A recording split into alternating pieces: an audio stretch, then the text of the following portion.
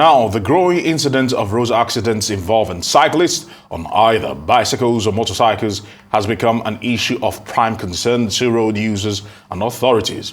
Even in private, upscale neighborhoods in urban centers like Lagos, safety of cyclists, many of whom are riding for health and lifestyle reasons, is continually being thrown onto the front burner, especially after accidents involving high-profile persons. Temitope George is the captain, Psychology Cycling Club here in Lagos, and she joins us now to talk about this issue and have a conversation about the initiative being undertaken in conjunction with the Ministry of Transportation to make roads safe for cyclists here in Lagos. Welcome to Newsday.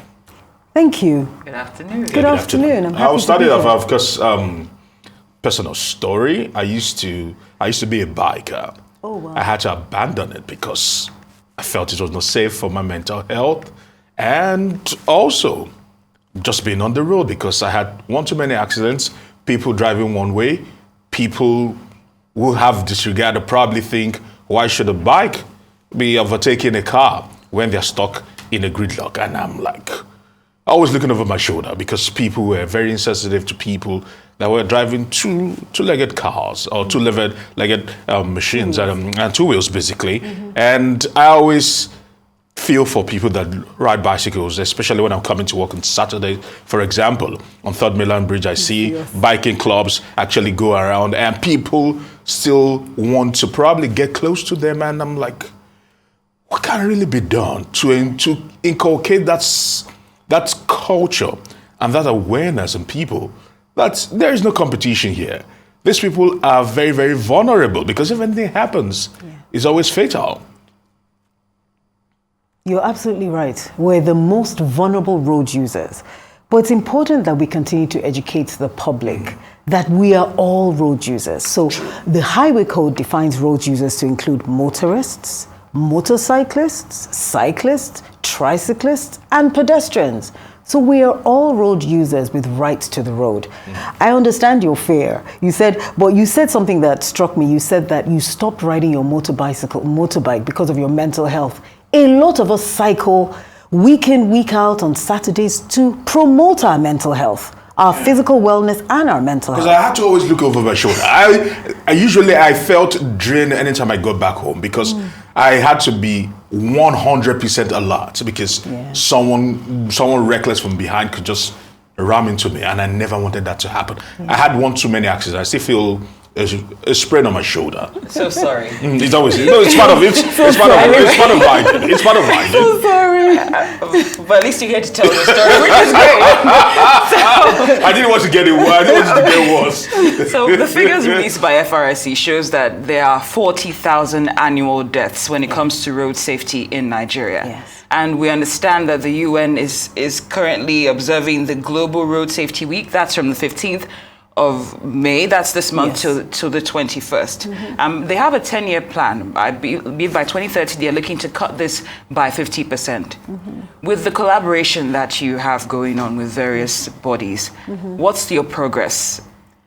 That's a good question. So with our Share the Road initiative, the Psychology Share the Road initiative, it's to encourage all road users to share the road safely, responsibly, and respectfully. We have found from the statistics of the FRSC and also from observing what happens on the road, a lot of the time the reason for accidents stems from a lack of patience, a lack of consideration for another road user. And so it's important that with our Share the Road campaign, it's to create awareness of what we already have.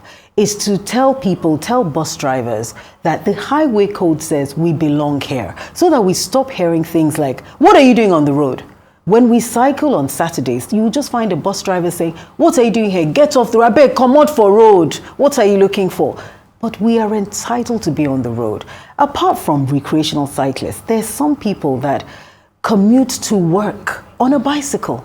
We can't be talking about a mega city with multimodal transport and we're not considering non-motorized transport as well, as what's happening all over the world. And it doesn't just promote healthy living, it also reduces carbon emissions on the road. So a state, and I'm happy that we're doing this in collaboration with, we have the full support of the Ministry of Transport. It's important that a state like Lagos should be promoting non-motorized transportation to reduce the cars on the road, to reduce pollution and carbon emissions. And also to promote, it also aligns with the SDG goals for sustainable cities and safe transportation. Speaking of SDG goals, the theme for this year's Global Safety Week is sustainable transport, focusing on the need for governments to facilitate a shift to walking, cycling, and the use of public transport. Yes. How well would you say the government is performing its role in this regard in line with this theme? So I would say the non-motorized transport policy is a huge step in the right direction. I am told that it's still at the executive level before it goes to the House of Assembly. We as a club actually had input into the provisions of that policy, and which ideally should be turned into a law. And in that policy, it talks about road markings, like designated cycle lanes, right? That would make you, if you had a dedicated cycle lane, that would make you feel more safe on the road. The transport, the rate at which the population is rising, right, the transport system cannot accommodate for all cars, more cars on the road. So we have to look for alternative transport and sustainable transport. And part of that is encouraging people to walk and to cycle to work. But you want to encourage people to cycle to work in a safe environment, in a conducive environment. And that's why we have decided, apart from educating our members and telling them, look, the importance of following road traffic laws, you will never find a psychologist or even a cyclist from another cycling community, from our cycling community, taking one way or riding against traffic. We don't do it. We ride along the face of traffic. We don't cycle against traffic because we know that that's even more dangerous for us. But sometimes people that cycle would always advise that it's better to cycle against traffic because you have the opportunity to see the danger coming. That is one. And two, looking at it closely, here in Lagos State, it irks me every time I see this happen, understanding that there are no road signs for cyclists. Yes. There are rather road signs. 80% of the road signs in Lagos are road signs of saying, please don't go one way. Yes. Please, or probably don't get into this corner, as against road signs that actually tell you that cyclist approaching. Yes. Or probably this is a safe zone for cycling or something like that. Yes. Because since you say you guys are actually pushing this agenda, that should be key on the agenda because it shouldn't just be about punitive measures as against instructive measures. Agreed. So what we have done with Lamata, for example, is we've actually done some pilot. We've had some pilot markings we've identified some streets in Lagos, particularly around the Lagos, Ikoyi and Obalende area, where there can be road signs and road markings. So we're still in discussion with them. They've actually done some pilot demonstration. They've identified the needs of commuter cyclists as well. So they want to mark some areas for designated cycling and designated cycle lanes. But it takes a while for these things to come into force. But the conversation is ongoing. But we're saying, instead of waiting, whilst we're waiting for there to be road markings, we cycle every week. On a Saturday, like you said, on the Third Mainland Bridge, you'll see hundreds of cyclists because there are different cycling clubs, mainland clubs, island clubs, all over Lagos. So you'll find close to 100 cyclists on the road. And we cycle safely every week. We don't cycle all over the place. You said something that it's safer to go against, it might be safer to cycle against traffic. It actually isn't. We discourage commuter cyclists from doing just that. It's better, the rule is that it's better to walk facing traffic. You want to see traffic coming when you're walking.